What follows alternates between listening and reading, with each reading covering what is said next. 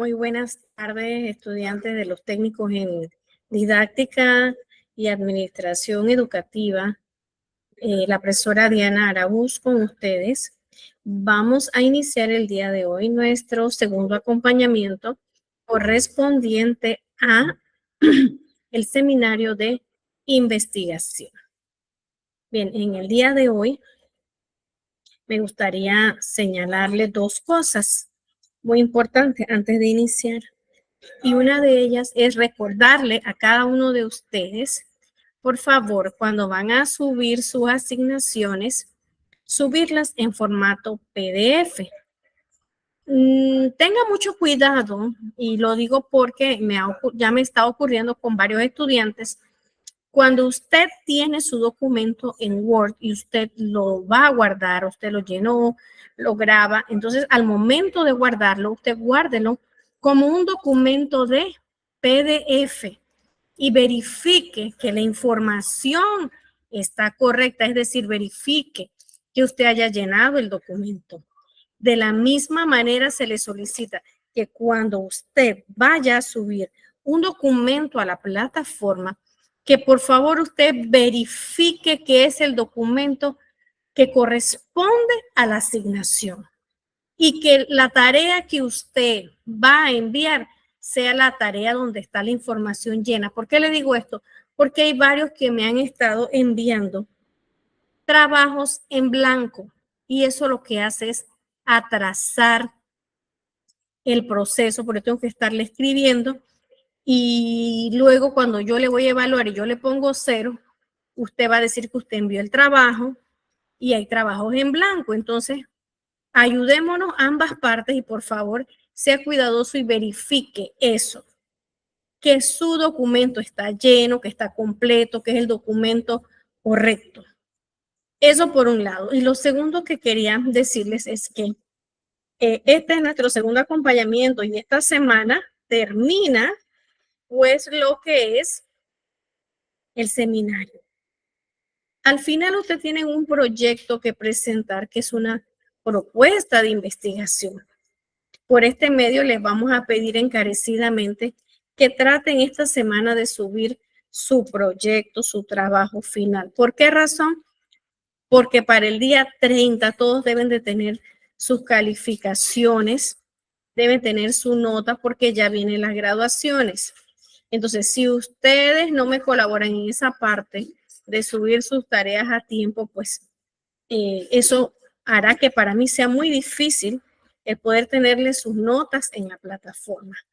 Así que yo les suplico por este medio, pues que usted sea puntual y de ser posible, si puede subir la tarea antes, súbala antes. Eso se le va a agradecer profundamente. Bien, entonces vamos a compartir la pantalla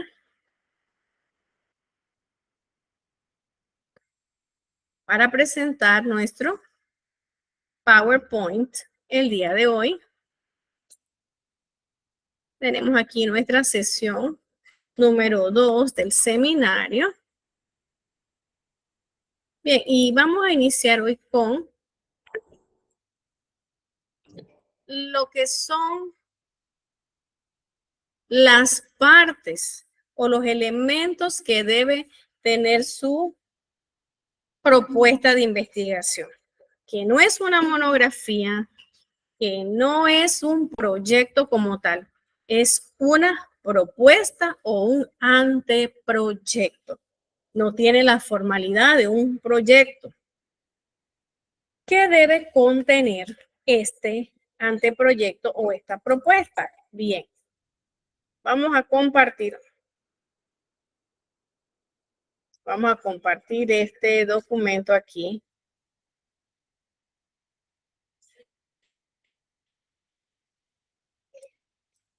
Donde tenemos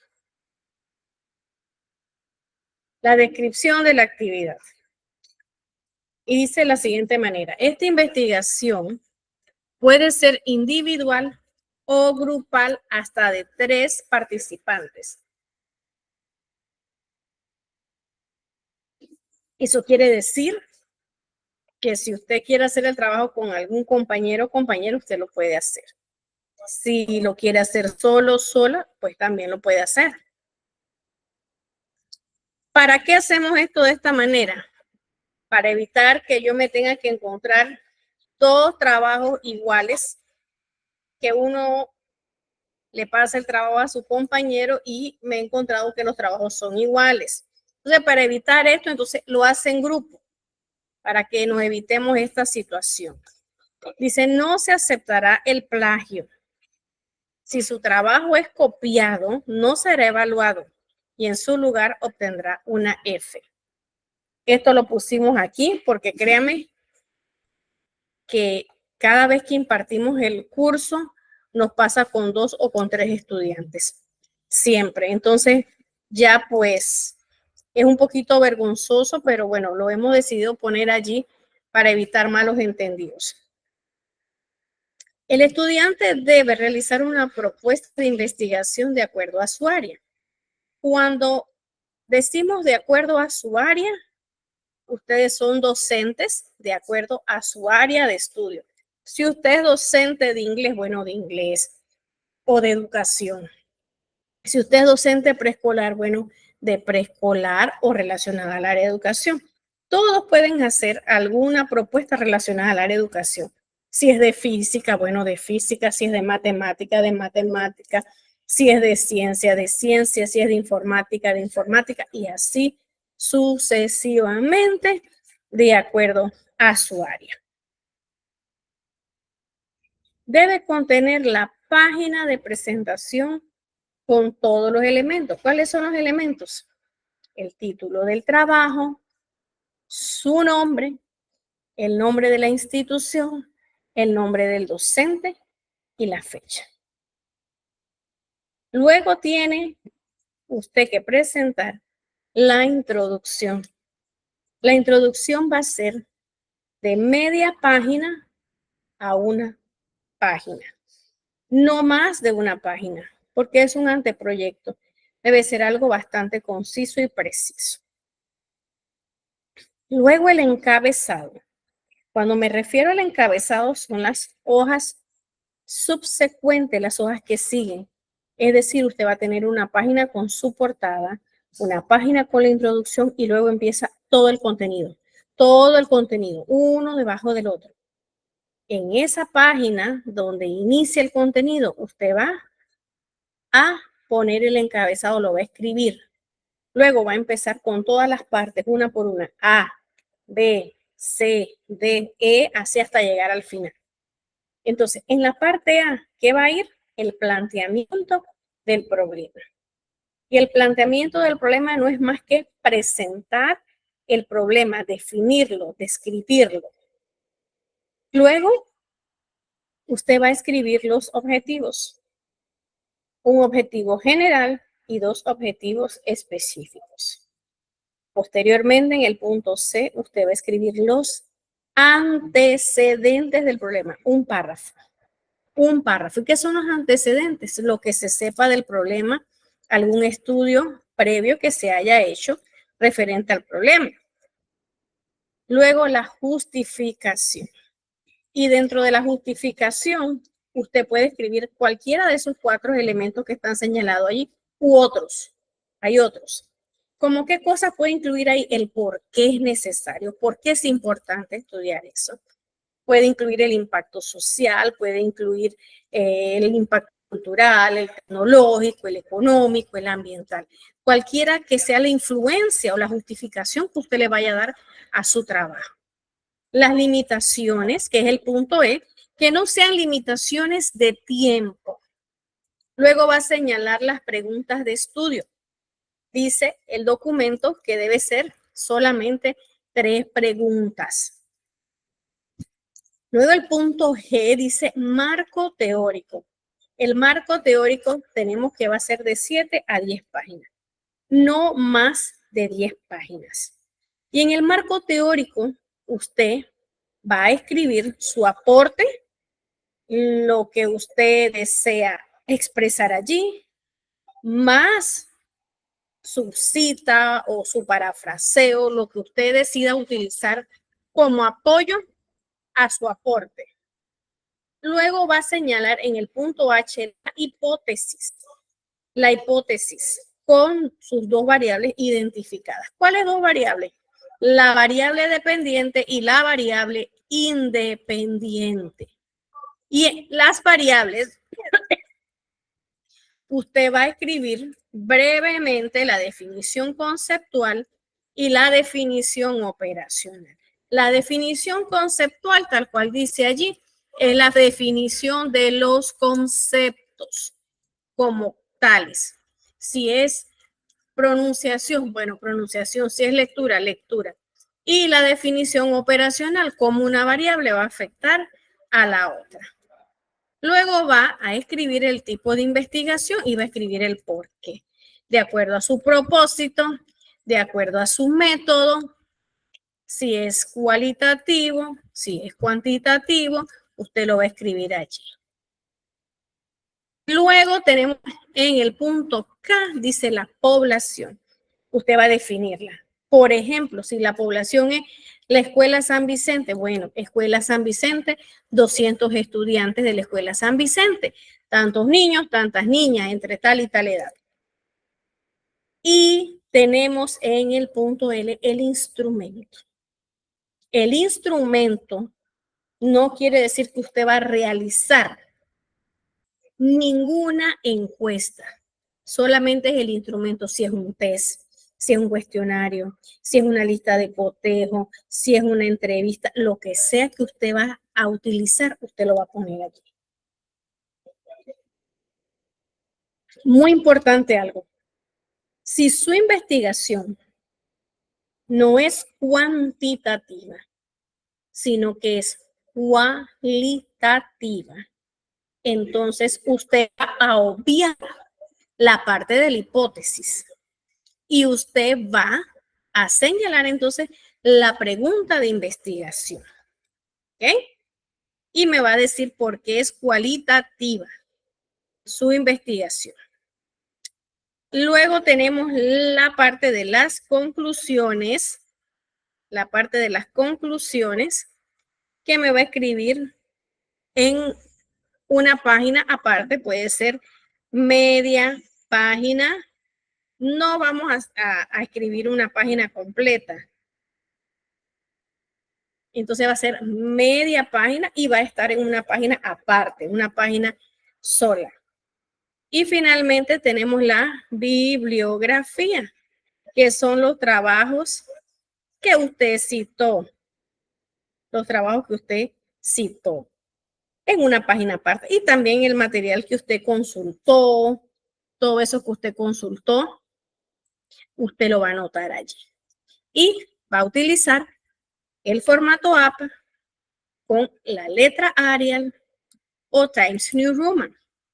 Ahorita en un momento vamos a ver todas las características de lo que es la norma APA y vamos a hacer un pequeño estudio de esto. Pero esto en términos generales es lo que es su trabajo final. Tiene muchas partes, pero todas las partes son bastante cortas. Este es un trabajo que no va a tener un montón de páginas, ni siquiera debe pasar de las 20 páginas. Es un trabajo sumamente corto porque es una propuesta. Bien.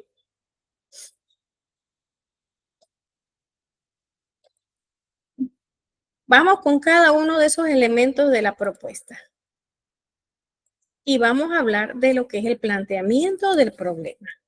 ¿Qué busca el planteamiento del problema? Y el planteamiento del problema tiene varios elementos como pregunta, como objetivo, como justificación.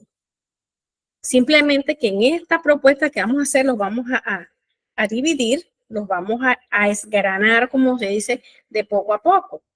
Pero el planteamiento del problema trata de establecer los objetivos. ¿Qué busca usted con su investigación? También trata de establecer, señalar preguntas de investigación y también desarrollarlas. Justificar el porqué de la investigación y analizar su viabilidad. ¿Cuán viable, cuán factible es? Evaluar también las deficiencias en el conocimiento de ese problema. El planteamiento del problema cuantitativo. En este caso vamos a ver específicamente cuando planteamos un problema tipo cuantitativo. ¿A qué se dirige? Es decir, ¿cuál es su objetivo? Puede ser explorar un problema del cual tenemos poco conocimiento o ningún conocimiento o del cual deseamos indagar más. Podemos describir un problema como tal, sus características, sus causas. También podemos relacionar o explicar la causa o relacionar cómo un problema afecta a una persona, afecta a una empresa, afecta a una conducta, cómo una variable realiza cambios o conlleva cambios dentro de otra variable. El planteamiento cuantitativo de un problema tiene elementos como son los objetivos y en este caso, según Sampieri, los objetivos son las guías de estudio. Cuando nosotros planteamos nuestros objetivos, los objetivos nos van a llevar o nos van a guiar a través de toda la investigación y nos van a señalar qué es lo que vamos a investigar, qué perseguimos y cómo lo vamos a realizar. En el momento en que nos desviamos de esos objetivos, ya nuestra investigación va perdiendo formalidad. También la justificación del estudio queda planteada en esta sección, queda establecida. También teniendo en cuenta que cuando definimos el problema debe ser observable, debe ser cuantificable, debe ser medible, a diferencia del planteamiento cualitativo, que pueden ser conductas observables, pero que muchas veces no sabemos o no podemos medirlas. Y en el cuantitativo, nosotros podemos interpretar, comparar, también delimitar causa y efecto de un problema. Bien, existen criterios para señalar, establecer o plantear un problema. Pasos fundamentales en la investigación es plantear el problema en la investigación. ¿En qué consiste plantear el problema?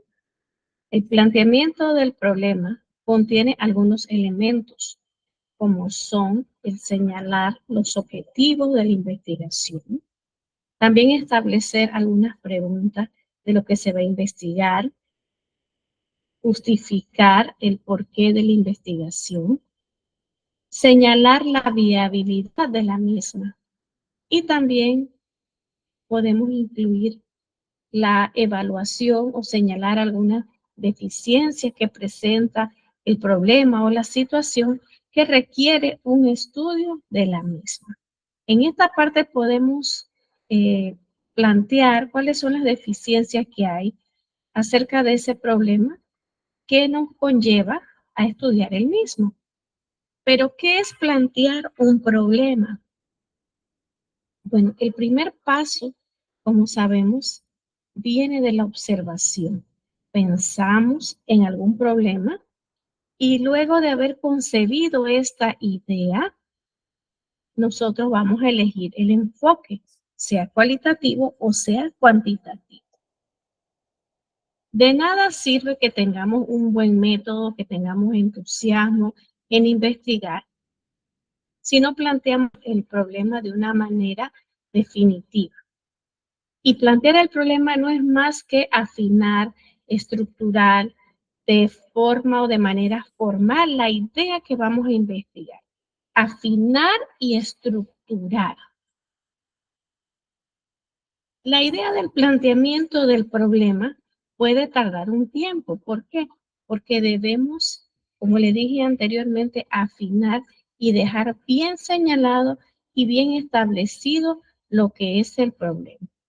¿Y va a depender de qué? Del tema de estudio, va a depender de cuán compleja sea la idea que queremos estudiar, va a depender de los antecedentes que tengamos. Seleccionar un tema, una idea, no lo hace de forma inmediata un problema. Debemos delimitar el problema en sí. Un problema planteado de manera correcta está básicamente resuelto, porque en él señalamos muchas cosas como sus objetivos, su viabilidad, y de esta manera no hacemos más que sentar una guía que nos va a llevar a través de toda la investigación. En muchas ocasiones sabemos lo que queremos investigar, pero no sabemos cómo transmitirlo o cómo comunicarlo a los demás. También es importante cuando planteamos un problema el uso de la literatura, porque muchos de nuestros planteamientos que hagamos de un problema van a depender de la literatura que hayamos leído, de la información que tengamos acerca del problema en sí, tendencias o patrones que existan de ese problema. Bien, existen criterios para plantear un problema. Y aquí hemos decidido citar a Kerlinger y Lee, año 2002. Los criterios para plantear un problema de investigación cuantitativa son los siguientes. El problema debe expresar una relación entre dos o más conceptos o variables. ¿De qué nos habla aquí? Características o atributos de personas, fenómenos, organismos, materiales, eventos, hechos, sistemas, etcétera, que puedan ser medidos con puntuaciones numéricas. En este caso, nosotros estamos hablando específicamente de la investigación cuantitativa. ¿Por qué? Porque la investigación cuantitativa no hace sino medir. En este caso va a medir variables. ¿Cómo una variable va a afectar a la otra? A manera de ejemplo, ¿cómo una variable independiente va a afectar a la variable dependiente? También nos señala que el problema debe estar formulado como pregunta claramente y sin ambigüedades. Por ejemplo, ¿qué efecto tiene el tomar café todos los días? Por ejemplo, ¿en qué condiciones tal o cual cosa afecta a una persona? ¿Cuál es la posibilidad de cómo se relaciona X con Y? El planteamiento del problema debe implicar la posibilidad de realizar una prueba empírica. Es decir, tenemos conductas, aspectos, elementos observables, pero los mismos, en este caso, deben ser medibles para que de una manera objetiva podamos señalar los resultados. ¿Okay? Tienen que ser conductas que sean observables o medibles. Recuerde que el método cuantitativo se basa en aspectos observables y medibles de la realidad. Muy bien, luego de haber escuchado este audio, solo a manera de resumen, recuerde que delimitar un problema o plantear muy bien un problema nos lleva directo al éxito. ¿Por qué? Porque allí señalamos todas las características del problema. Y recuerde que el problema que vayamos a analizar debe ser medible, debe ser observable. También que cuando formulamos un problema debemos hacerlo de forma clara y sin ambigüedades, es decir, nada de estar redundando, nada de irse por las ramas, concreto y directo al grano, señalando claramente lo que queremos estudiar, de manera tal de que la persona o las personas que lean nuestro proyecto, nuestro trabajo, no tenga dudas, no haya discrepancia en cuanto a lo que nosotros planteamos, cosas claras, comprendibles, bien establecidas, que no creen confusión, sino que aclaren y que dejen claramente definido lo que estamos estudiando, lo que buscamos, lo que perseguimos con nuestra investigación. Bien, ¿qué elementos tiene el planteamiento del problema de investigación en el proceso cuantitativo? ¿Qué elementos tiene? Escuchemos este audio. ¿Qué elementos contiene el planteamiento del problema? Bien. Ya definimos lo que es el planteamiento del problema, pero tenemos que ver qué elementos están inmersos o qué elementos contienen el planteamiento del problema. Todos estos elementos vale la pena señalar que están relacionados entre sí. Tenemos los objetivos, las preguntas de investigación, la justificación, la viabilidad del estudio, la evaluación de las deficiencias en lo que al conocimiento del problema respecta.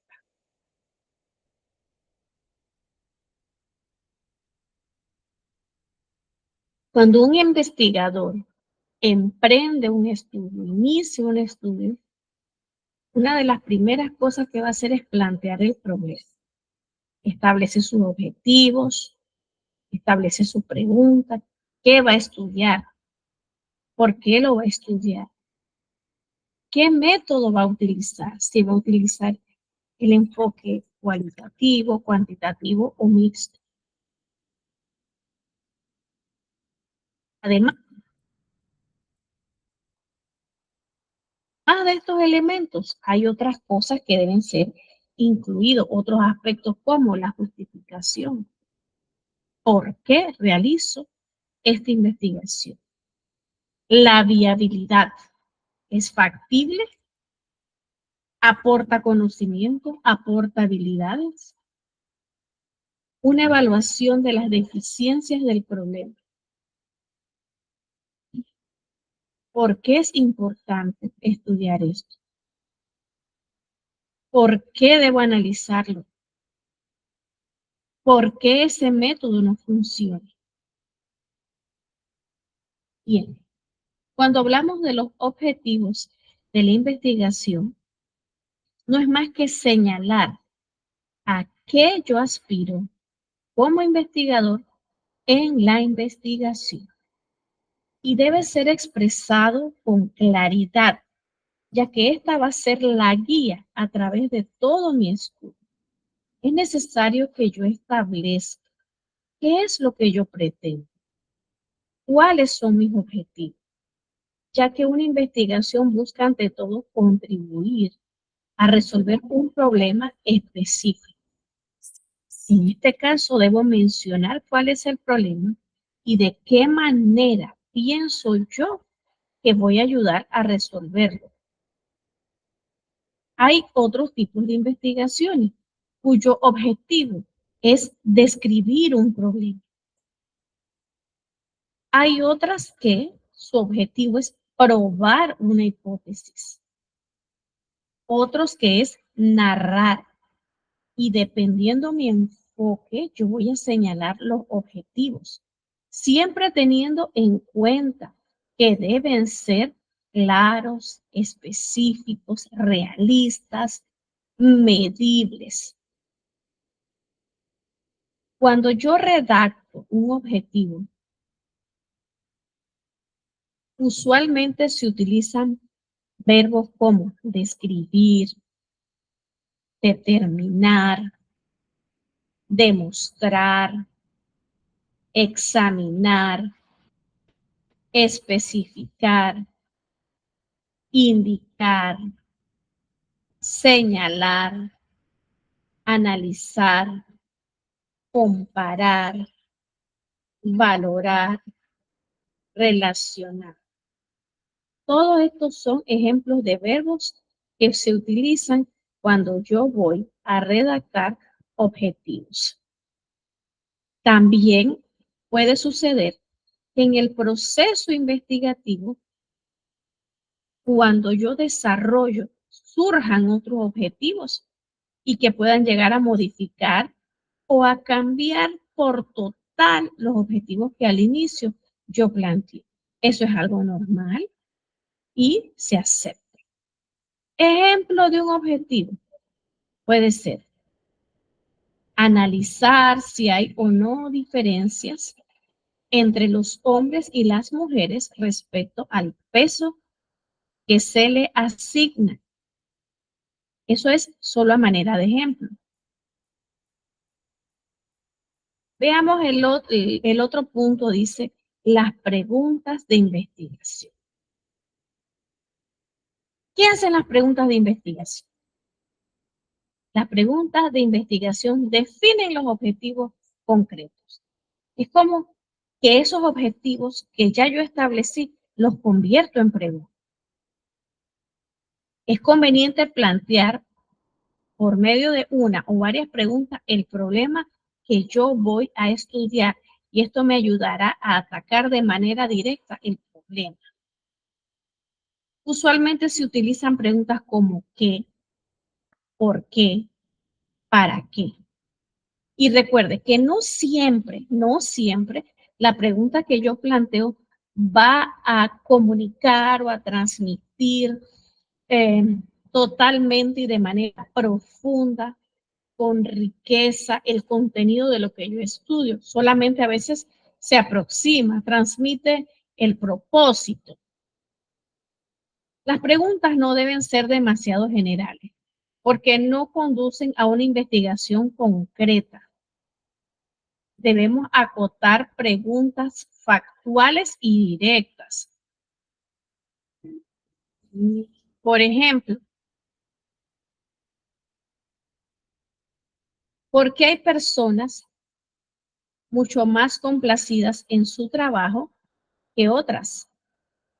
Esa es una pregunta directa y va a generar conocimiento.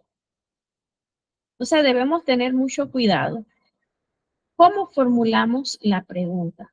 Porque si no formulamos una pregunta de manera correcta, lo que vamos a hacer es generar una cantidad de dudas.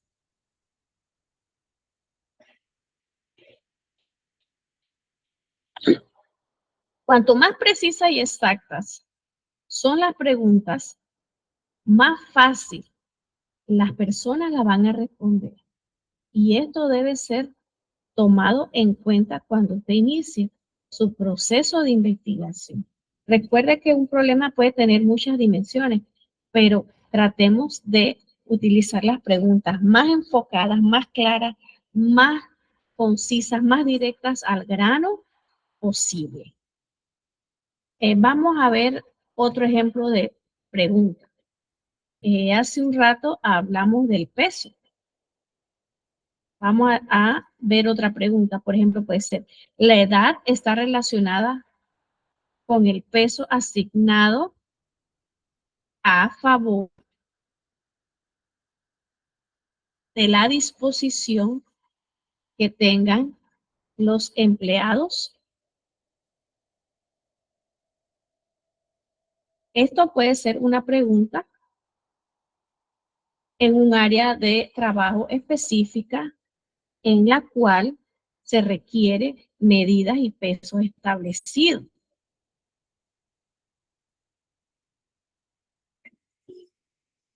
Están vinculadas la atracción física, la confianza, la proximidad, las relaciones interpersonales, están vinculadas a la autoestima.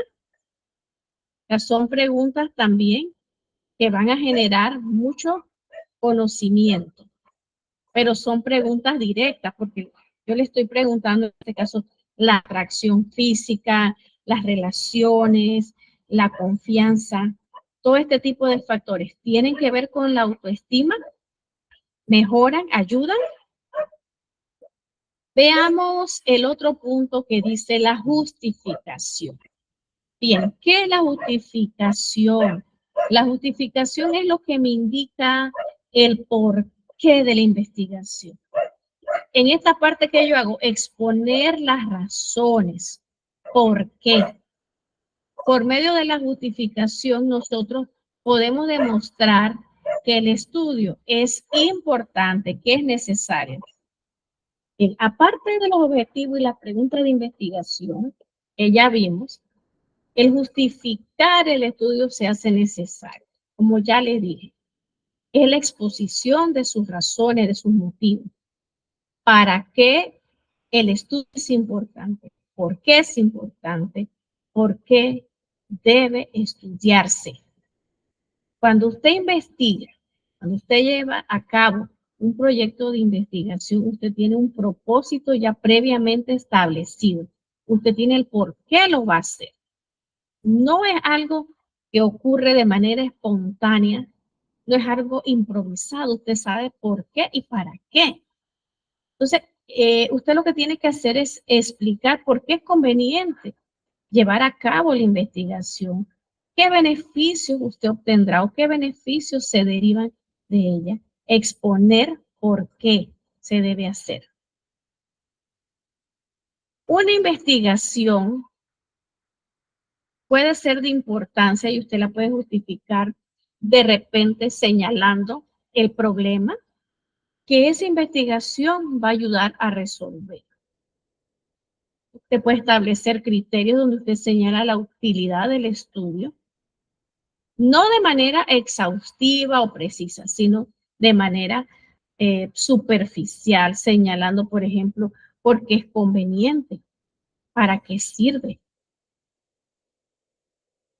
su importancia o relevancia a la sociedad, su aporte a la sociedad, quienes se beneficiarán con el resultado de esa investigación y cómo. Es decir, señalar la proyección social que su investigación tiene. También el valor teórico, si va a llenar algún vacío de conocimiento, si esos resultados más adelante podrán ser ampliados o validados, si los datos que usted va a obtener van a desarrollar o van a apoyar alguna investigación previa, si va a ayudar a conocer el comportamiento de una población. También la utilidad, en este caso, metodológica. A crear un instrumento, usted puede contribuir señalando, mostrando, ejecutando, elaborando instrumentos que nos ayudan a medir datos o puedes desarrollar test que nos ayudan a medir comportamientos. Estoy hablando específicamente en el caso de las escuelas, los colegios donde laboramos. Usted desarrolla un instrumento que puede ser un test, que puede ser un cuestionario, que puede ser una lista de cotejo. Eso es un aporte metodológico que usted va a hacer. El otro elemento que nos señala es la viabilidad de la investigación. Bien, cuando hablamos de viabilidad, es tomar en cuenta la disponibilidad que tenemos de tiempo, de recursos, de materiales para llevar a cabo la investigación. Es decir, de la manera realista en que lo vamos a llevar. Porque recuerde que para hacer una investigación nosotros necesitamos tiempo, necesitamos presupuesto, necesitamos a veces apoyo económico, aportes.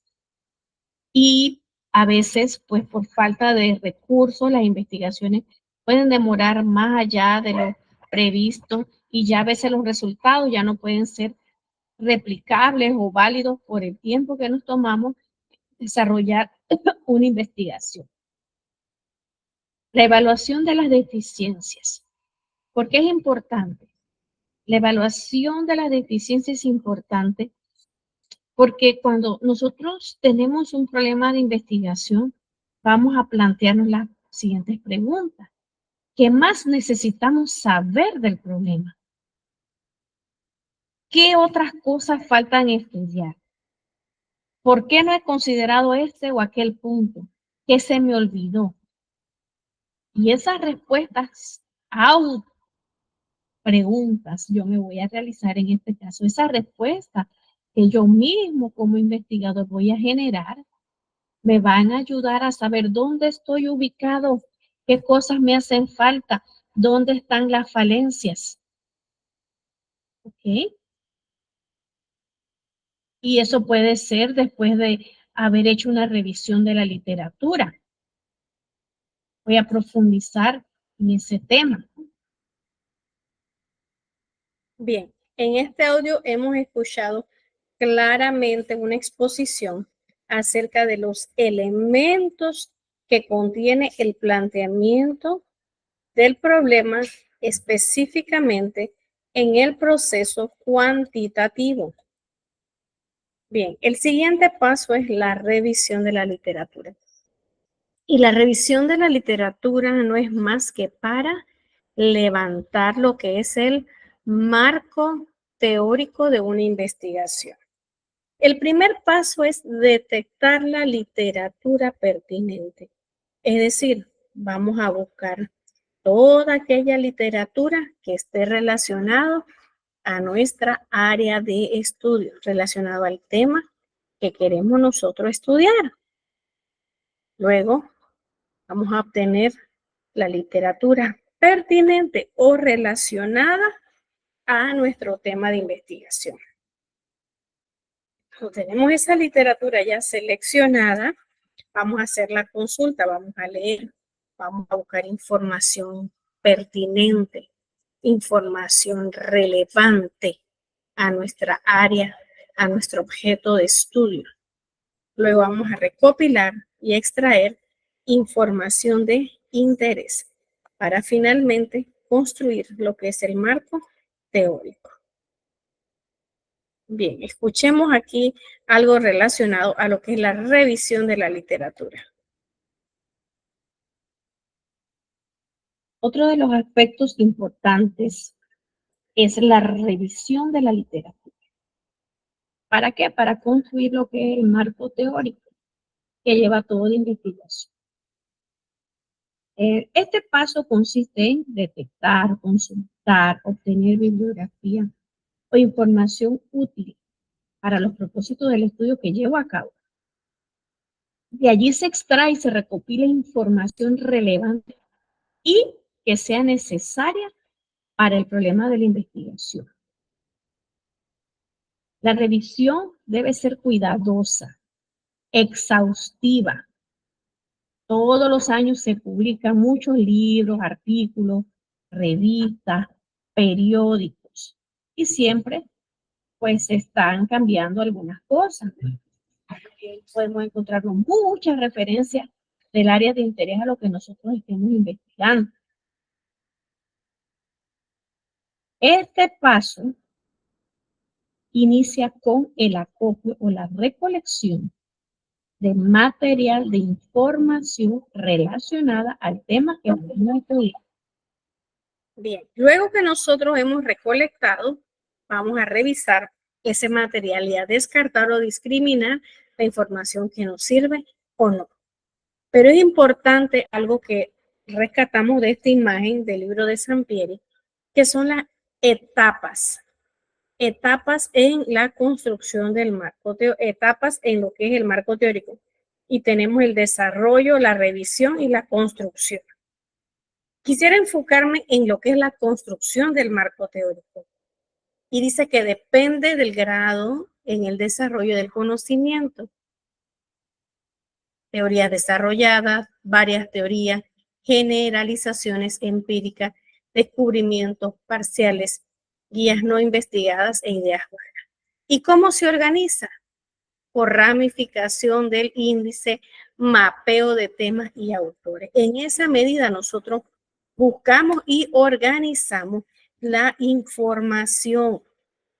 ¿Okay? ¿Cuáles son esas fuentes de información?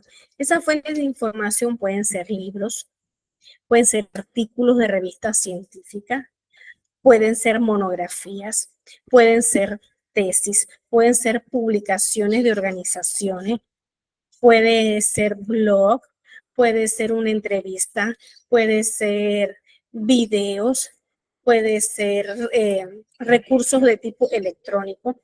Todas esas son fuentes de información que nos ayudan a construir nuestro marco teórico. Bien, vamos a hablar del otro punto de la investigación, que es el alcance. El alcance de la investigación. En este caso, el alcance El alcance de nuestra investigación cuantitativa puede ser exploratorio. Cuando hablamos del alcance exploratorio, es porque nuestra investigación se va a concretar a qué? A explorar, como dice la palabra. Investiga problemas poco estudiados, problemas, eventos, situaciones, como dice la palabra, poco o nada estudiados, de los cuales se tiene poca o ninguna información. Ayuda a identificar conceptos promisorios, es decir, conceptos, palabras, ideas, las cuales vamos a poder desarrollar de forma posterior. También el alcance puede ser descriptivo. Descriptivo, dice, considera al fenómeno estudiado y sus componentes. Es decir, que vamos a hablar del fenómeno y de todos los elementos que lo componen, describiéndolo uno por uno, sus características, sus cualidades, sus pros, sus contras, sus beneficios, sus desventajas, etc. Mide concepto, define variables, las define de manera conceptual, define las variables, dice qué es lo que estamos estudiando. También el alcance puede ser explicativo. ¿Y en qué consiste el alcance explicativo? Determina la causa de los fenómenos, la causa del problema. Generan sentido de entendimiento. ¿Por qué? Porque busca explicar el porqué del problema. Intenta explicar las razones, cómo, cuándo, por qué. Es sumamente estructurado. ¿Por qué? Porque, valga la redundancia, busca explicar en qué consiste el problema. También el alcance puede ser correlacional. Y el alcance correlacional, ¿qué hace? Asociar conceptos o variables. ¿Cómo una variable afecta a la otra? Cómo el consumir café afecta el desarrollo en el trabajo. Cómo una música instrumental relajante contribuye al buen desempeño laboral. Cómo un buen desayuno contribuye al mejor desempeño de los niños en clase.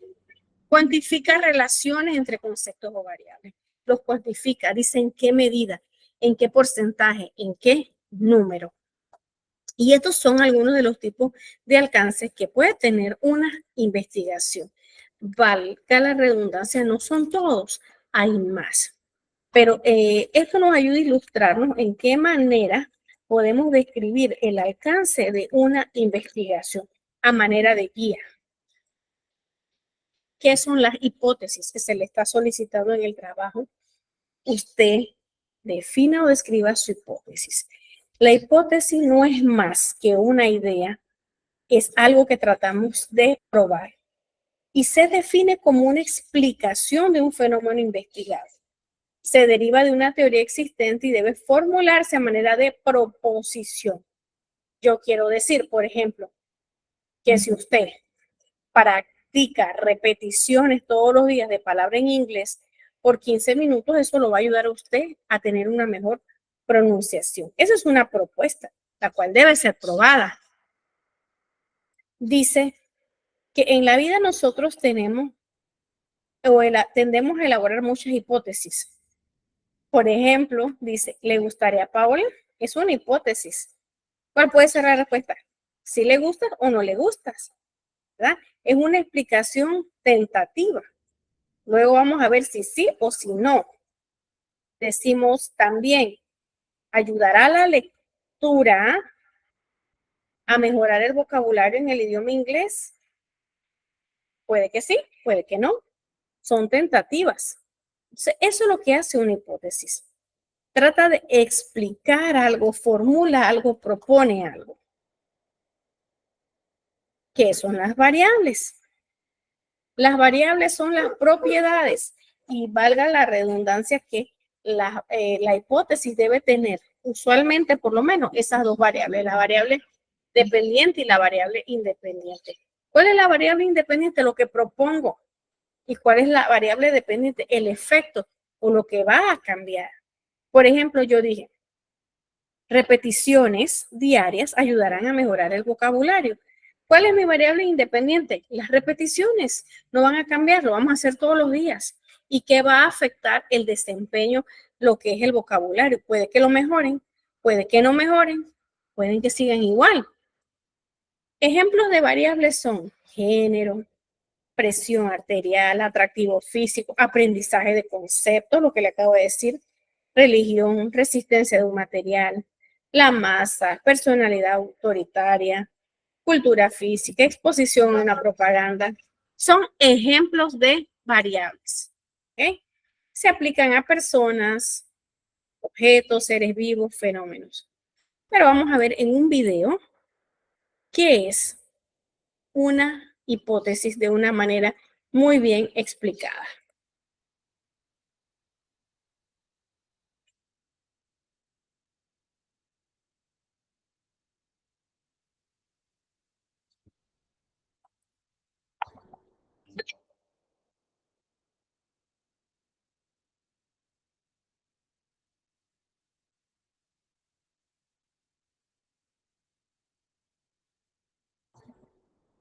Cómo tener de investigación y cómo iniciar una.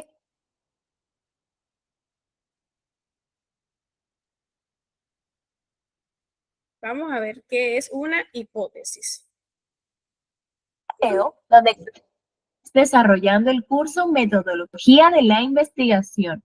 En videos anteriores te habíamos explicado cómo tener ideas de investigación y cómo iniciar una investigación. También las diferencias entre la investigación cuantitativa y la investigación cualitativa.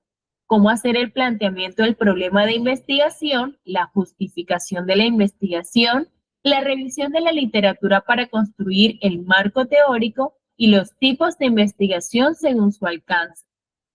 Así que ha llegado la hora de hablar de la hipótesis de la investigación. Pero, ¿acaso tienes claro qué es una hipótesis?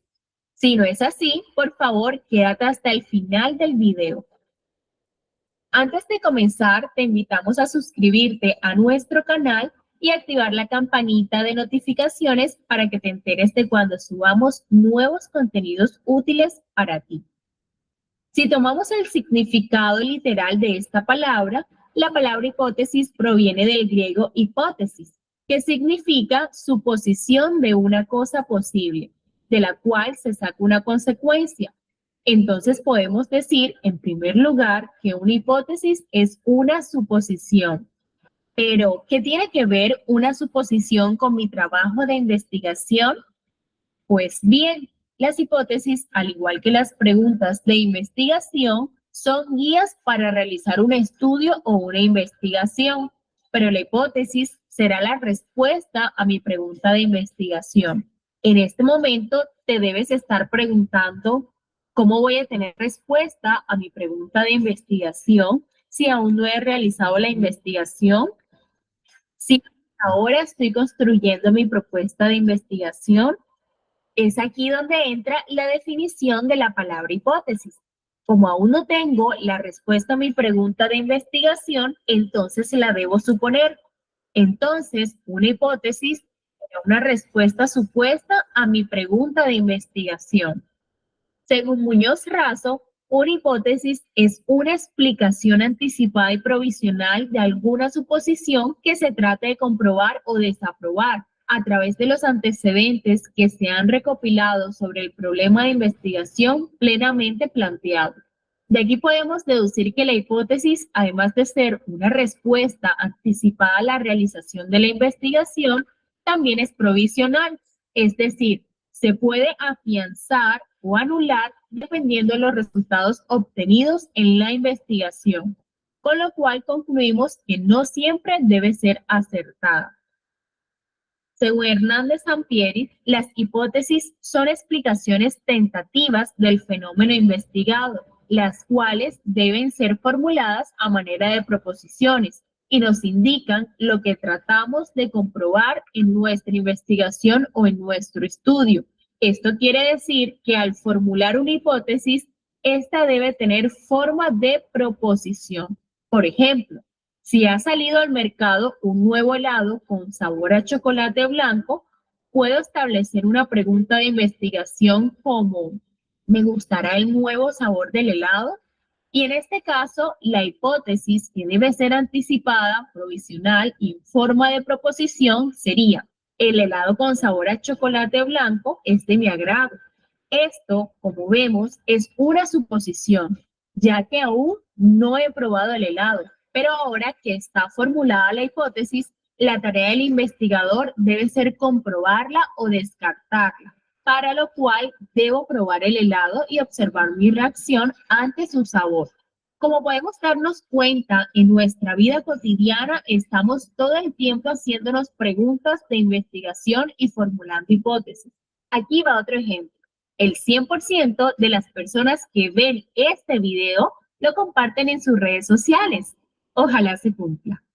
Según Arias Galicia, una hipótesis es una suposición respecto de algunos elementos empíricos, es decir, que provienen de la observación y la experimentación y otros elementos conceptuales, es decir, que provienen de desglosar un teorema o un concepto y las relaciones mutuas entre estos elementos. Esto quiere decir que las hipótesis pueden incluir conceptos, elementos o variables de distintas fuentes, bien sean producto de la experiencia y la observación o del análisis de conceptos o teorías, y que también se pueden suponer mediante hipótesis relaciones mutuas entre estos elementos. Por ejemplo, al formular la siguiente hipótesis: las emisiones de dióxido de carbono causan calentamiento global. Estamos teniendo en cuenta conceptos teóricos de mecanismos de transferencia de calor a través de materia y antimateria, con observaciones históricas de la temperatura de la Tierra y la concentración de dióxido de carbono en la atmósfera durante esa época. Y además, se establece una relación de causa, emisiones de dióxido de carbono, y efecto, calentamiento global, aunque, como veremos más adelante, no todas las hipótesis tienen una relación de causalidad. De esta definición es importante entender también que las hipótesis tienen el propósito de brindarnos una mayor comprensión de estas relaciones mutuas entre elementos. Para complementar lo que son las hipótesis, podemos decir que son una suposición o solución anticipada al problema que estamos investigando y son respuestas provisionales a la pregunta de investigación, razón por la cual las hipótesis son el eje principal o el centro del método deductivo cuantitativo. Por último, debemos preguntarnos si en todas las investigaciones tiene que necesariamente plantearse una hipótesis.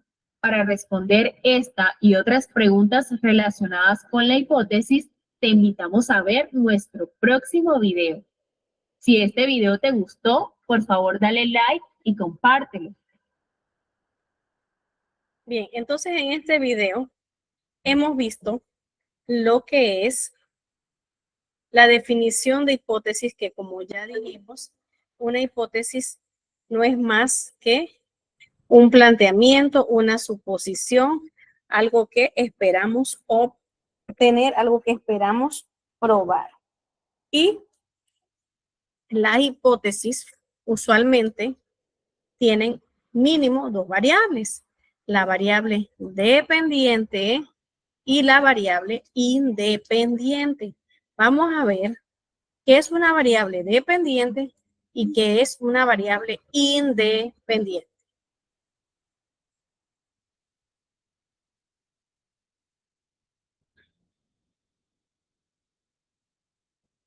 Las variables dependiente e independiente son las dos variables principales de cualquier experimento o investigación.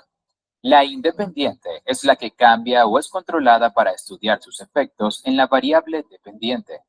La dependiente es la variable que se investiga y se mide. Pueden ser vistas en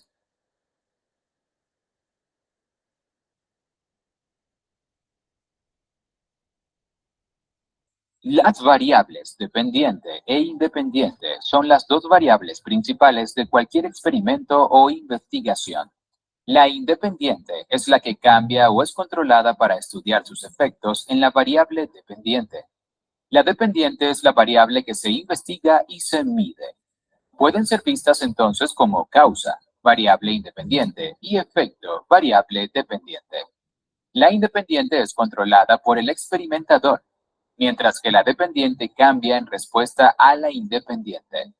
Vamos a poner un ejemplo con el siguiente gráfico.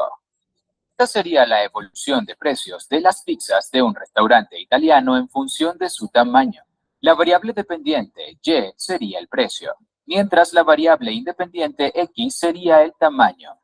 Como se observa, la pizza pequeña cuesta 9 euros, la mediana 12 euros y la familiar 15 euros. Por lo tanto, a medida que aumenta el tamaño de la pizza, esta vale más cara, es decir, el precio sería dependiente del tamaño. Otros ejemplos. Efectos del consumo de frutas en la resistencia física. Consumo de frutas variable independiente, resistencia física variable dependiente. Efectos del consumo de azúcar en el peso. Consumo de azúcar, variable independiente, peso, variable dependiente. Veamos ahora un poco más en profundidad la variable independiente. La variable independiente, VI, es la que cambia o es controlada para ver sus efectos en la variable dependiente, VD. Por ejemplo, en un estudio se quiere medir los efectos de la altura en el peso. La altura es la VI y el peso la VD. La VI puede valerse por sí sola y no es afectada por nada de lo que haga el experimentador ni por otra variable dentro del mismo experimento. De ahí su nombre de independiente. La VI es la variable que puede ser manejada o manipulada sistemáticamente por el experimentador, cuyos cambios controlados tienen un efecto directo en la variable dependiente. En otras palabras, es la supuesta causa en la relación que se está estudiando. Generalmente se elige una sola variable independiente para evitar que varios factores a la vez tengan efectos en la variable dependiente. Si eso ocurriese, sería difícil identificar y medir cuál de las modificaciones en las variables independientes es la que está causando cambios en el comportamiento observado. La variable independiente también se conoce como variable controlada o variable predictiva, dependiendo del tipo de estudio. En cuanto a la variable dependiente, PD, es la que es afectada por la variable independiente. Se trata del efecto de lo que se mide. Por ejemplo, en un estudio se quiere medir la influencia de la cantidad de sol que reciben las plantas en su altura. La cantidad de sol es la VI, es la causa. La altura de la planta sería la PD, el efecto que se mide. La variable dependiente se representa en el eje de las coordenadas Y de una gráfica. Los cambios observados en esta variable son registrados meticulosamente como parte fundamental de los resultados del experimento. Dependiendo del tipo de estudio, también se le puede conocer como variable experimental, variable de medición o variable de respuesta. Finalmente, veamos algunos ejemplos de variables independientes y dependientes para que las entiendas mejor. Un estudio se centra en saber los efectos del paracetamol a la hora de disminuir la fiebre en un paciente con coronavirus. La cantidad de gramos de medicamento consumida a diario sería la variable independiente, causa, mientras que la fiebre será la variable dependiente, efecto. El Centro de Estadísticas de un equipo de fútbol quiere saber las opciones de victoria que tiene su club en función al nivel del césped del terreno de juego. El tamaño del césped será la variable independiente, causa, y el número de victorias será la variable dependiente, efecto. Una empresa de productos lácteos probióticos quiere analizar los efectos de un yogur anticolesterol en sus clientes según su consumo habitual. La cantidad de yogur ingerida cada día será la variable independiente, causa, mientras que los niveles de colesterol definirán la variable dependiente, efecto.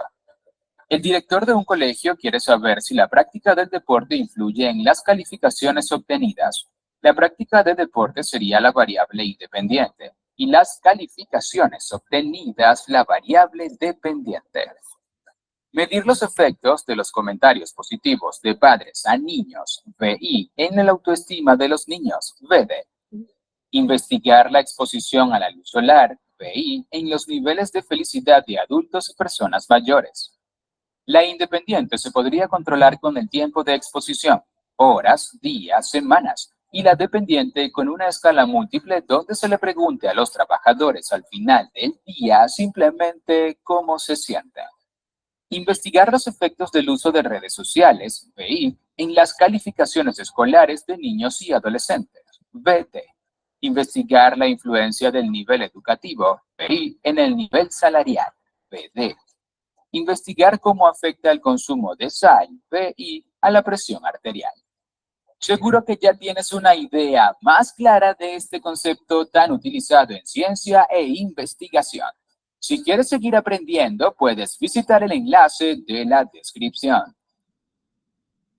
Bien, entonces hemos visto claramente qué es una hipótesis, qué es una variable independiente y qué es una variable dependiente. Otro punto que usted va a presentar en la investigación es señalar el tipo de investigación. En esa parte usted va a señalar el tipo de investigación de acuerdo al objetivo. Usted va a poner, de acuerdo al objetivo, la investigación es descriptiva, porque va a describir los elementos, porque va a describir esto, porque va a describir aquello. O si es exploratorio, de acuerdo al objetivo, es exploratorio porque busca explorar un tema que no ha sido muy estudiado y define, pone lo que usted considera ahí, que cumple con ese requisito. Luego, de acuerdo al método, la investigación es cuantitativa. ¿Por qué? Porque busca probar una hipótesis. Es cuantitativa, descriptiva por esto, o es experimental por esto, o es cuasi experimental por esto. Si es cualitativa, usted va a poner de acuerdo al método, es cualitativa y va a escribir, es cualitativa etnográfica, o es cualitativa estudio de caso, o es cualitativa histórica, o es cualitativa descriptiva, así sea su tipo de investigación. Y luego finalmente va a escribir de acuerdo a su propósito o función si es básica o es aplicada. Esto con respecto a lo que es su trabajo, su propuesta de investigación. Ahora vamos a ver lo que es la población y la muestra. En este caso, yo supongo que usted va a realizar esa propuesta de acuerdo a su escuela, su área de estudio o su comunidad. Se le está solicitando brevemente que escriba o describa lo que es la población. No se le está pidiendo que usted señale lo que es la muestra, simplemente que describa lo que es la población. Ven a disfrutar un bar con un propósito, un bar que va por la naturaleza. Te esperamos. Las diferencias entre población y muestra en estadística derivan del hecho de que la población es el universo de elementos que se desean estudiar, mientras que la muestra es una parte representativa de la población.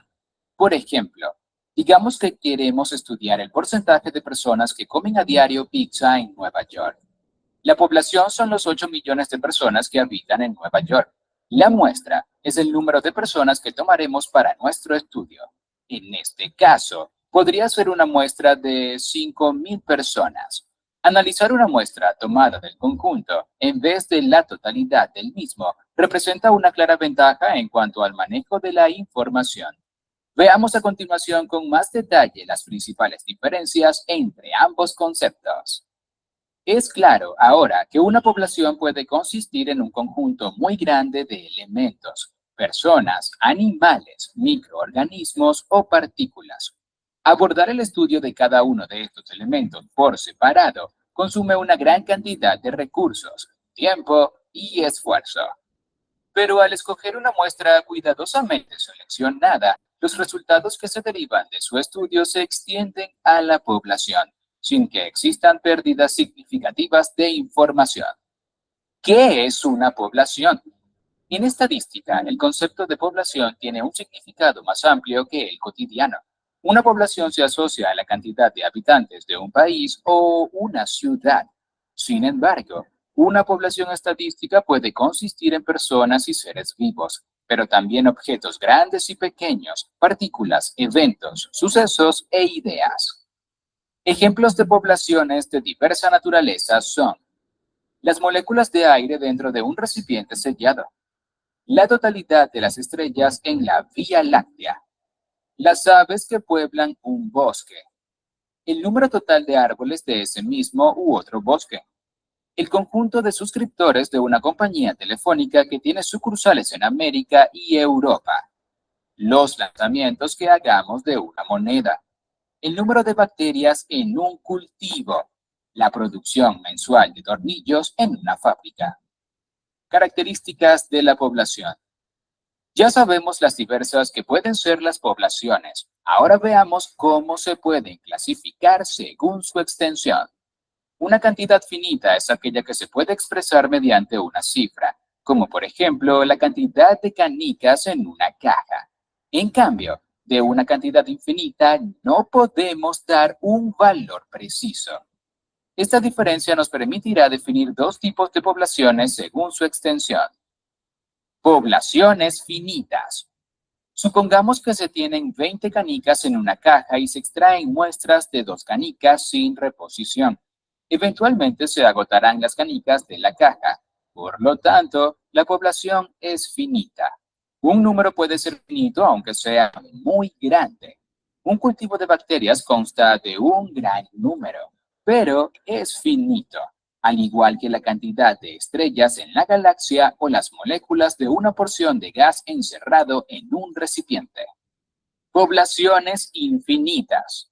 ¿Qué pasa si cada vez que extraemos una muestra de canicas las regresamos a la caja luego de observarlas? En ese caso, podremos sacar un número infinito de muestras y de esta forma considerar que la población de canicas es infinita. Otro ejemplo de población infinita lo tenemos en el lanzamiento de monedas o de dados, ya que en teoría se pueden tomar todas las muestras que se desee sin ningún límite. Incluso una población finita que se sabe contiene una gran cantidad de elementos se puede considerar como infinita en la práctica, de ser necesario. Por eso es muy importante definir la población cuidadosamente antes de emprender el estudio, lo que significa fijar sus límites, ya que su tamaño determinará la forma y tamaño de las muestras que se extraigan de ella posteriormente. Otras características importantes. También es importante saber la ubicación cronológica de la población. No es igual estudiar registros de los habitantes de una gran ciudad a comienzos del siglo XX que hacer lo mismo con los habitantes de la misma ciudad a comienzos del siglo XXI. Asimismo, el analista deberá ocuparse de tomar en cuenta la localización de la población, así como averiguar su homogeneidad o falta de ella. ¿Qué es una muestra? La muestra es el conjunto de elementos seleccionados de entre la población para que la representen. El objetivo de hacer esto, como dijimos, es facilitar el trabajo. Al manejar menos cantidad de datos, se invierte menos cantidad de recursos y se obtienen resultados más rápidos. Sin embargo, para que cumpla su función adecuadamente, la muestra debe ser adecuada. El proceso de selección se lleva a cabo mediante las técnicas de muestreo que emplean criterios matemáticos. La muestra extraída no tiene por qué ser única. De hecho, una población puede dar lugar a diversas muestras. Por ejemplo, supongamos que la población sea el conjunto de alumnos de un centro de educación media que tiene varias secciones por cada grado. Una muestra representativa debería contener algunos alumnos de cada una de las secciones de cada grado. Por ejemplo, aquellos cuyo nombre empiece por la letra A.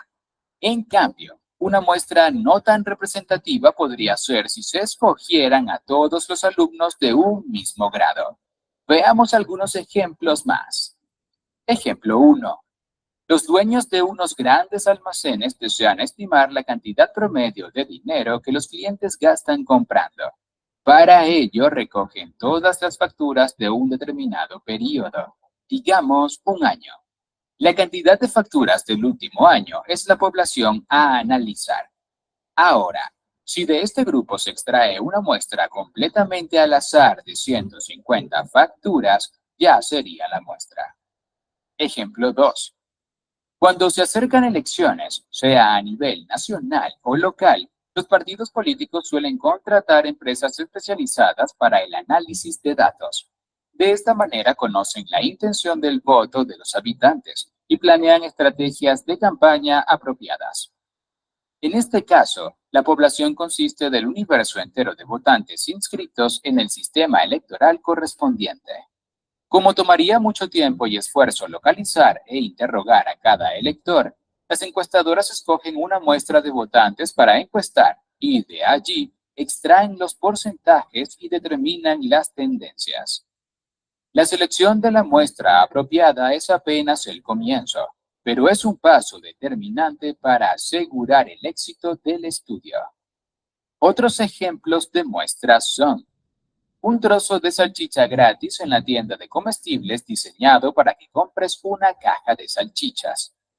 Una pequeña parte de un tumor que se toma para analizar en un laboratorio. Un pequeño subconjunto de la sociedad que es encuestado para tener una idea de la opinión de la sociedad en su conjunto.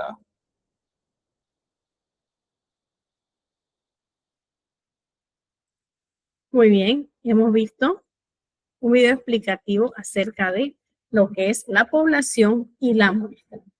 Y creo que aquí culminamos con esta parte en la cual hemos visto cuáles son los elementos que tiene nuestro trabajo final, nuestro anteproyecto de investigación.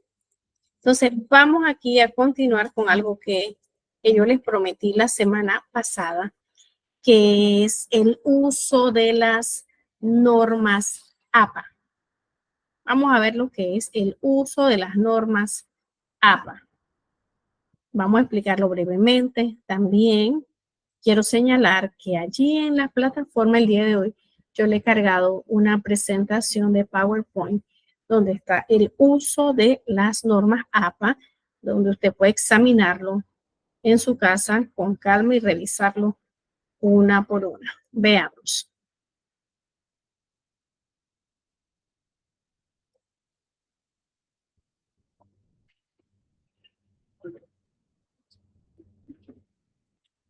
Lo primero que debemos saber acerca de las normas APA es el formato que vamos a utilizar. Y el formato que vamos a utilizar, que siempre se utiliza para esto, es una página 8,5 por 11. Esta es la página que nosotros utilizamos, una página 8,5 por 11. El margen de esta página es un margen de 2,54 centímetros por cada uno de los lados de la página. Margen superior, margen inferior, margen derecho, margen izquierdo. Bien, en cuanto al formato del documento, el tipo de letra y el tamaño de la letra va a variar de acuerdo a la letra que seleccionemos. Tenemos las letras que son con serifa y las letras que son sin serifa. Dentro de las letras permitidas con serifa está Times New Roman, Georgia, Computer Mother. ¿Qué número de letra vamos a utilizar? Si utilizamos Times New Roman, vamos a utilizar una letra número 12. Si utilizamos la letra Georgia, vamos a utilizar una letra de 11 puntos. Y si utilizamos la letra tipo Mother, Computer Mother, vamos a utilizar la letra de 10 puntos.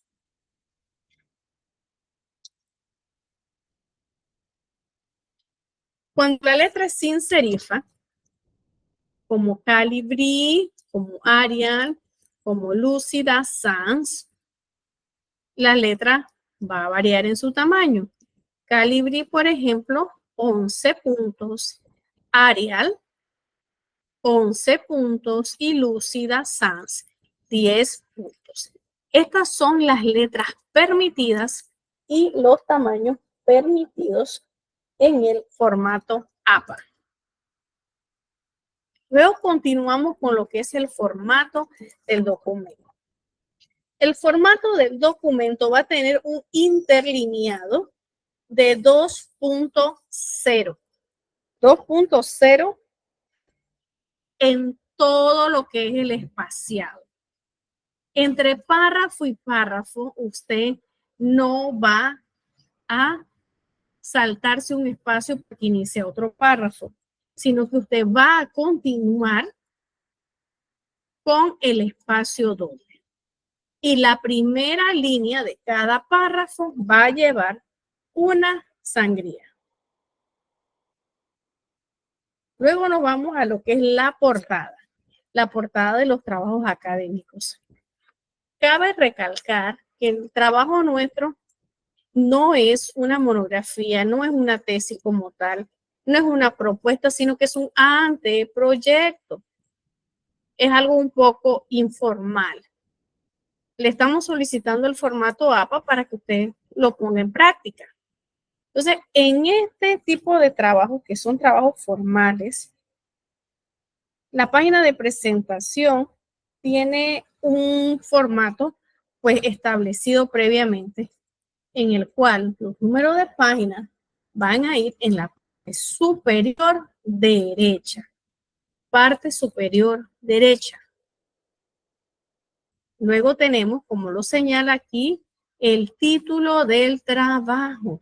El título del trabajo es lo primero que anotamos. Luego aquí tenemos el autor. Posteriormente la institución, en este caso, Instituto Superior Nueva Luz. Luego la asignatura, Seminario de Investigación.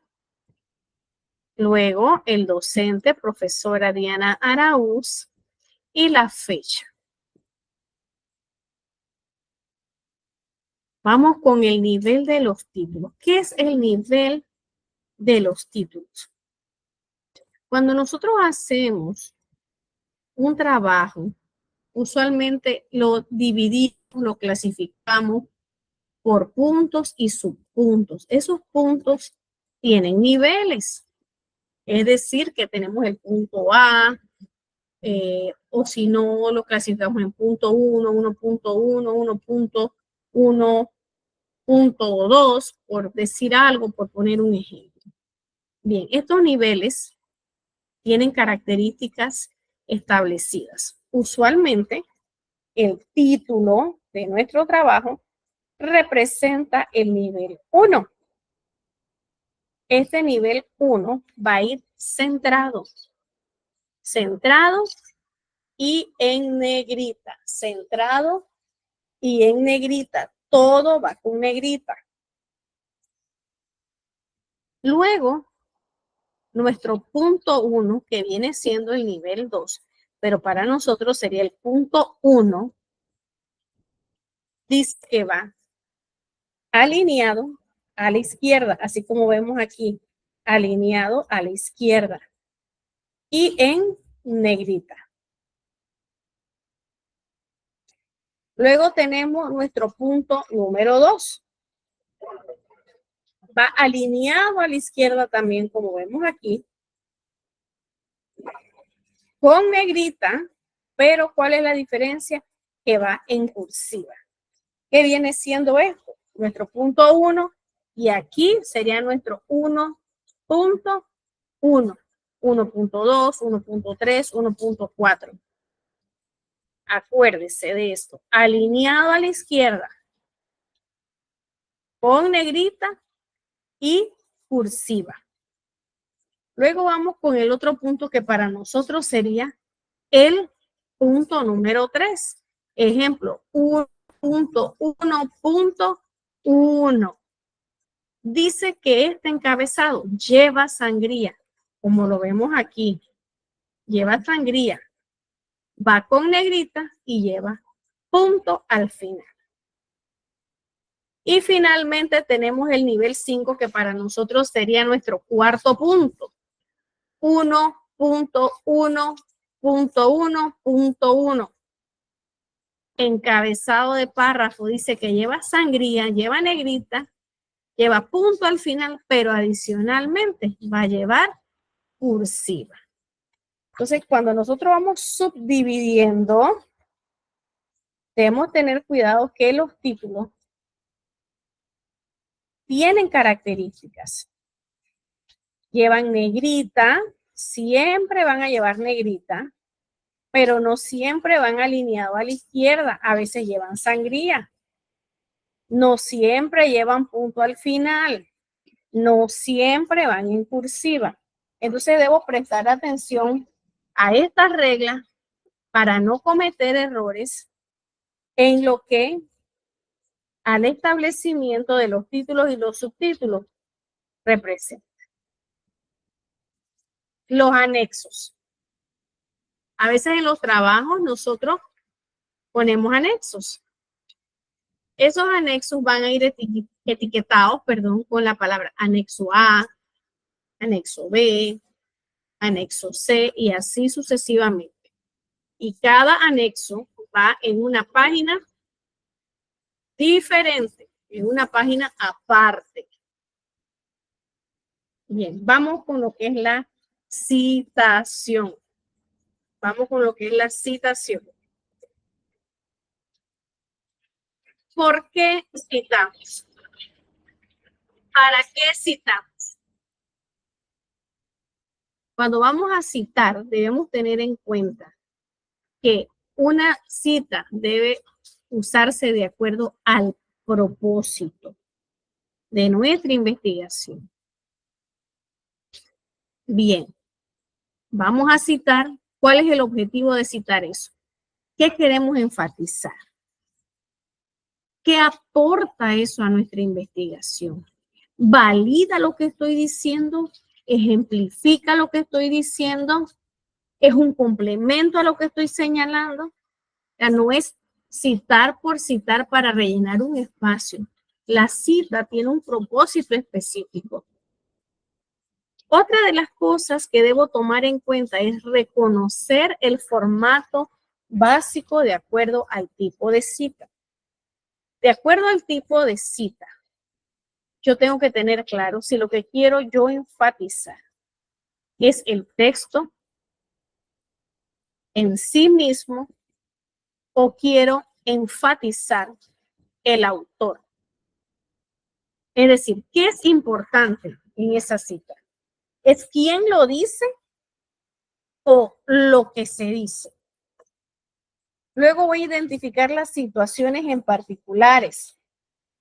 Bien, ¿qué cosas voy a evaluar? Si la cita es narrativa, si la cita es parentética, si la cita es larga, si la cita es corta, si es textual, si es parafraseada. Vamos a ver todo esto uno por uno. Cuando hablamos del propósito, voy a responder a la siguiente pregunta. ¿Qué buscas? ¿Qué busco con esa cita?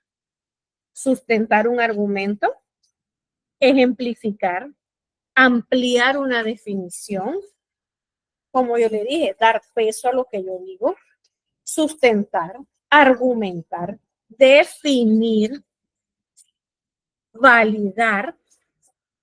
¿En qué te apoyas? Fuentes confiables, válidas. Es importante las fuentes que yo uso para dar soporte o peso a mi investigación. Hay fuentes que no tienen autor, no tienen fecha, son páginas que no son confiables. ¿Qué mecanismo voy a utilizar? ¿Cita textual o parafraseo? ¿Qué es una cita textual? ¿Qué es un parafraseo? Una cita textual, valga la redundancia, es una cita en la cual yo copio idénticamente el texto tal cual está en el libro, tal cual está en el artículo. Es una cita idéntica, no se le cambia nada. Para ello, debemos evitar el uso excesivo de este tipo de citas. Y tenemos el parafraseo. ¿Qué es el parafraseo? Es cuando elaboramos decimos con nuestras propias palabras el texto. Es decir, lo volvemos a hacer, pero utilizando palabras propias. Probablemente con alguno de nuestros aportes, probablemente sintetizando, añadiendo, quitando. Eso es un parafraseo y debe ser de uso predominante en nuestro trabajo. Vamos a ver los formatos de citación. Antes de citar, debemos tener en cuenta verificar los datos, como el autor, como la fecha, los años, de dónde tomamos esos artículos, las fuentes. Y hay dos sistemas para hacerlo. Ya vamos a ver cuáles son. Los dos sistemas para las citas son la cita narrativa y la cita parentética. La cita narrativa es donde se enfatiza en el autor, es decir, lo primero que ponemos, lo primero que escribimos, lo primero que señalamos es el autor. Fulano dice tal o cual cosa. Esa es una cita narrativa, una cita en la cual nosotros señalamos el autor, es lo primero que escribimos. Quintero 2020 señala. Araúz 2024 plantea. Pérez 2023 expone, expresa. Esa es una cita tipo narrativa. Una cita parentética es aquella cita en la cual nosotros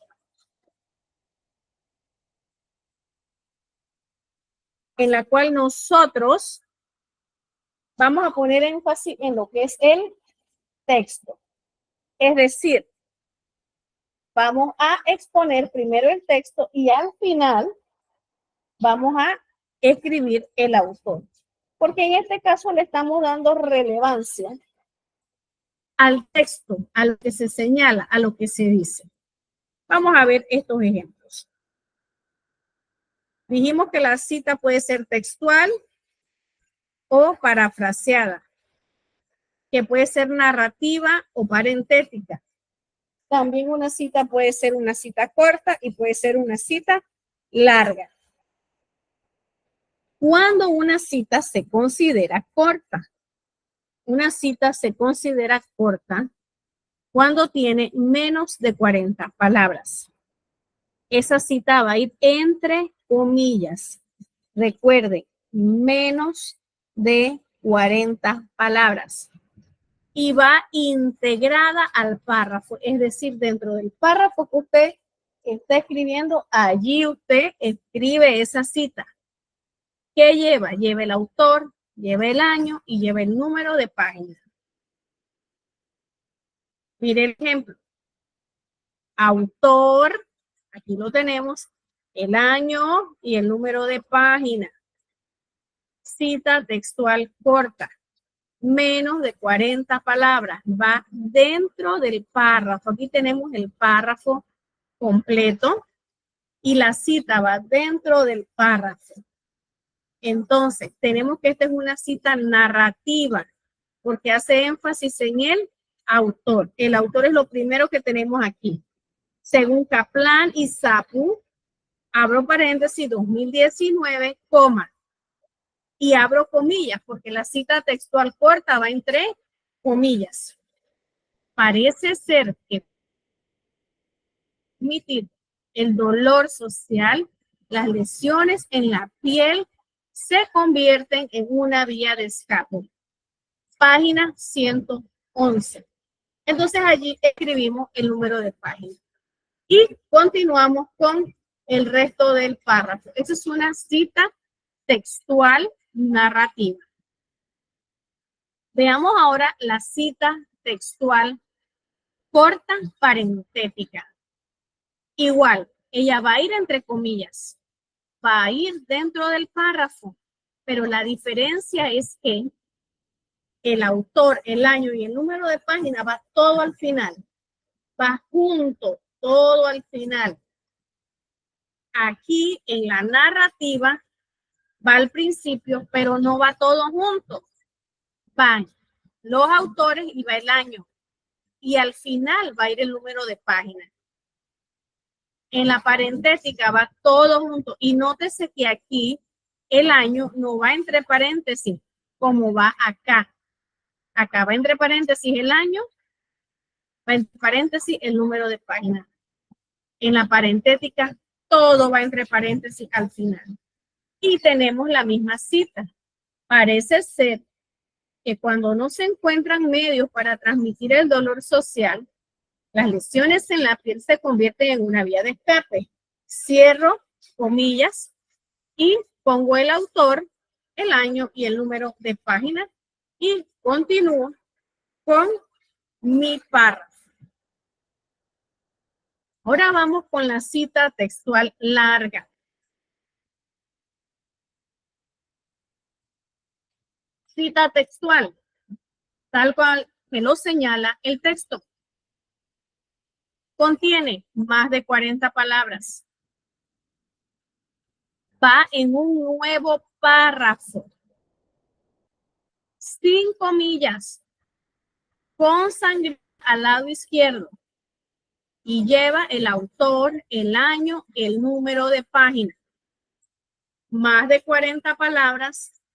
Va en un nuevo párrafo. Sin comillas. Sangría del lado izquierdo. Autor, año, número de página. Observemos. Aquí tenemos el encabezado. Una de las cuestiones más importantes de las autolesiones es saber la razón por la cual el dolor físico se deposita en el cuerpo. Esta cita es narrativa, haciendo énfasis en el autor. Nótese, mencionamos el autor antes de la cita. Kaplan and Sapu, los autores. Año 2019, entre paréntesis. Inicia la cita textual en un párrafo aparte. Y este párrafo tiene sangrías. Aquí tenemos el espacio y inicia todo lo que es la cita.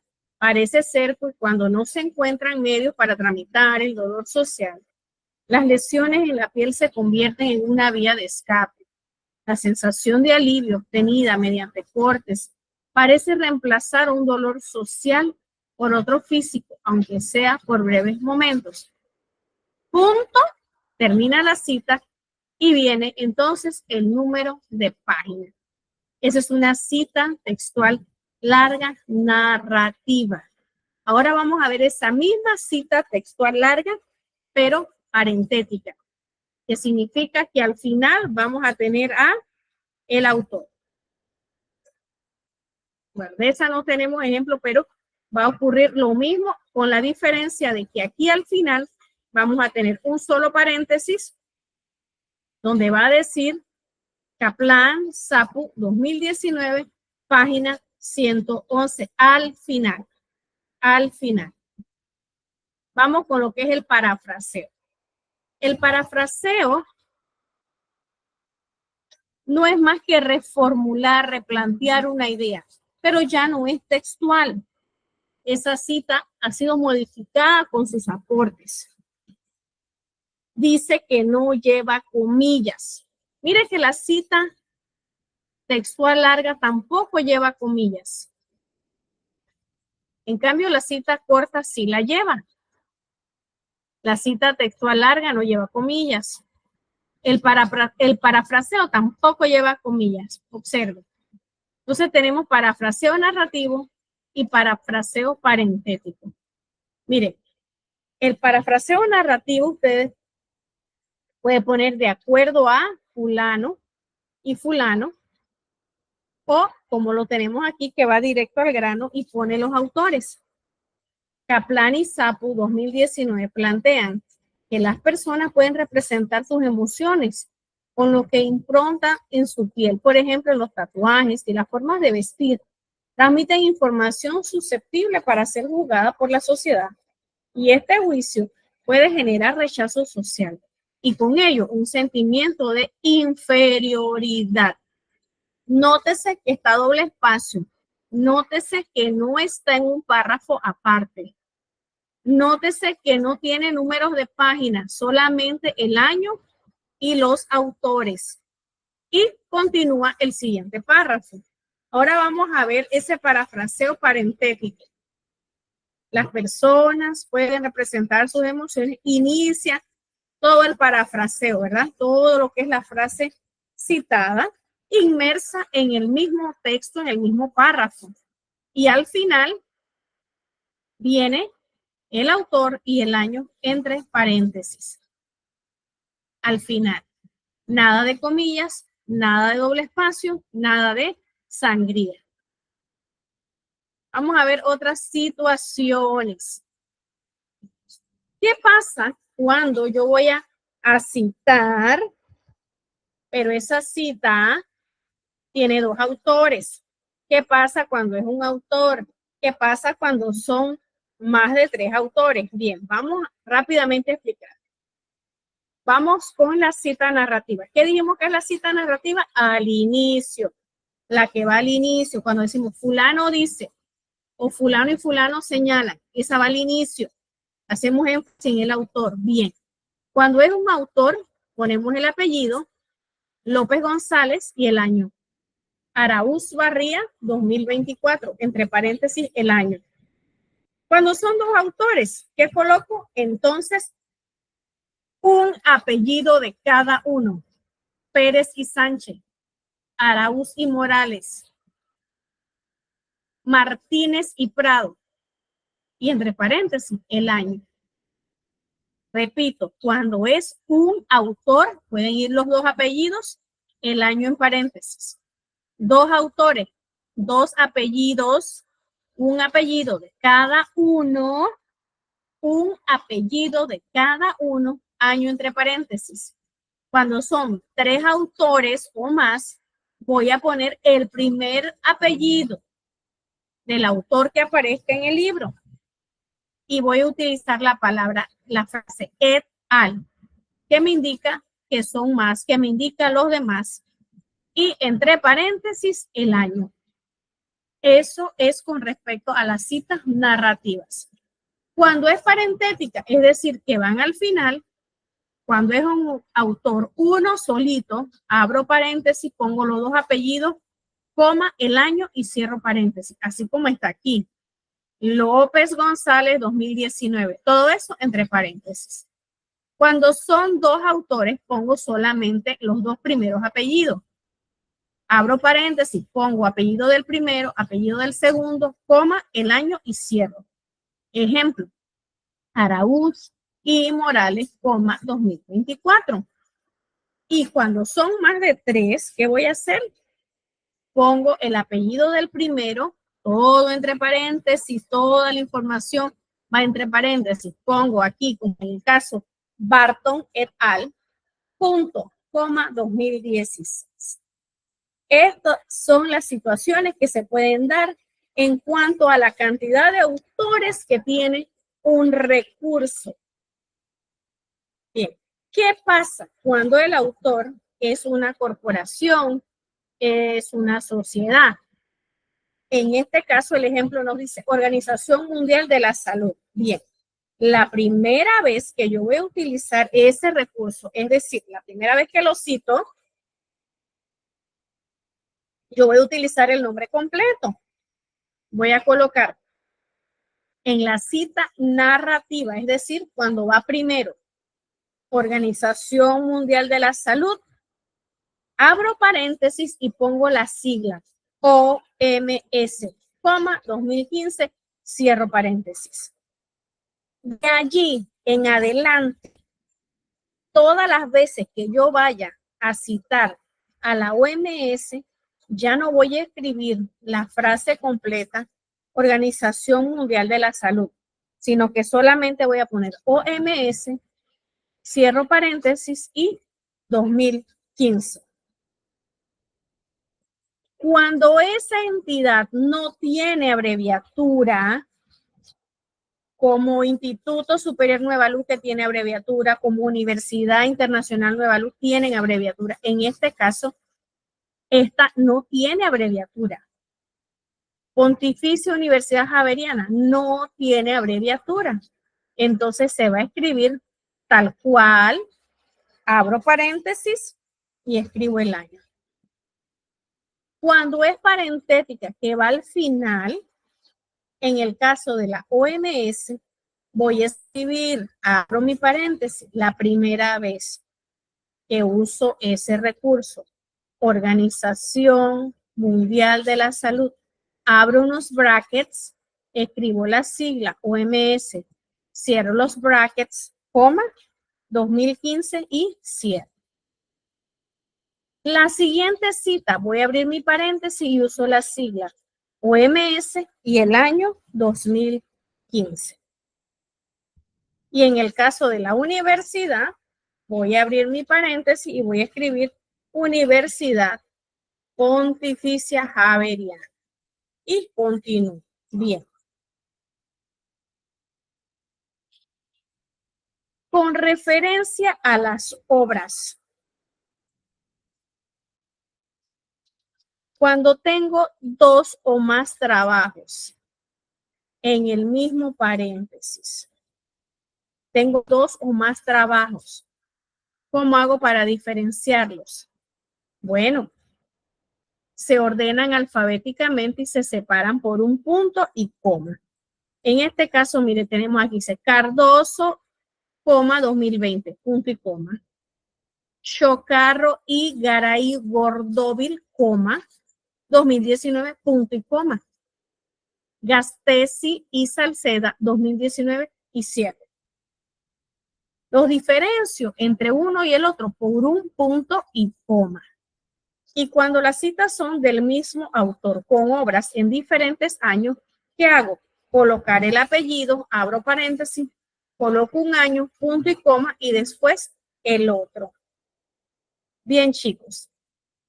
Hay mucho más por explicar aquí. Hay mucho más por explicar. Tenemos las citas cuando tienen referencia. Tenemos aquí también cómo escribir al final de nuestro trabajo todas las referencias bibliográficas. Usted va a ver una por una cómo escribirla cuando es un libro. Aquí cuando tenemos una cita, aquí. Usted lo va a leer con calma en su casa porque el tiempo se nos acaba. Mire, tenemos diferentes situaciones. ¿Cómo debo hacerlo cuando tengo una obra sin autor? Cuando una obra está firmado como anónimo, cuando no tiene fecha de publicación, cuando no tiene páginas el documento, cuando tengo una cita de una cita, ¿cómo se hace? Cuando tengo una cita sin referencia, es decir, que puede ser una entrevista, puede ser un diálogo con una persona, ¿cómo lo establezco? Aquí me dice cómo lo voy a señalar. Luego tenemos ejemplo de las referencias, lo que va al final. Cuando es un libro, ¿cómo escribo? Eso, el apellido, el año, el título del libro, la editorial, el URL. Aquí tenemos los cambios que hubo en cuanto a las referencias del libro, qué cosas se quitaron, qué cosas ya no se hacen. Cuando es un capítulo de un libro, ¿cómo lo señalo en la referencia? Cuando es un artículo científico, cuando son informes gubernamentales, cuando es una tesis, cuando son referencias electrónicas. En este caso tenemos cuando es una página web, cuando es una película, cuando es una serie de televisión, cuando es un video, cuando son redes sociales. Bien, ¿qué nos queda aquí? Pues yo lo invito, no me queda más que invitarlo, porque en realidad, si toma su tiempo estudiarlo, entonces a mí lo que me queda, lo que me resta decirle es que en su casa, una por una, usted vaya examinando esas diapositivas, las leas, se ilustre acerca de cómo escribir una cita y sus referencias.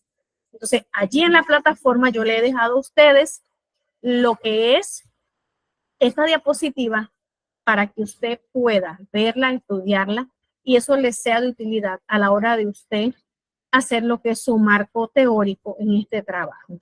Recordándole lo que les solicité, que traten de subir su trabajo lo más pronto posible para así yo poder calificar y subirle la nota lo más rápido posible. Así que hasta este punto, pues yo he terminado con lo que tenía programado para ustedes el día de hoy y agradecida por su atención. Cualquier pregunta, te lo invitamos a que usted lo haga ahí en la plataforma y si no, pues ahí tienen mi número de teléfono para cualquier duda, sino en el grupo de WhatsApp. Agradecida por su atención y nos vemos en otra oportunidad.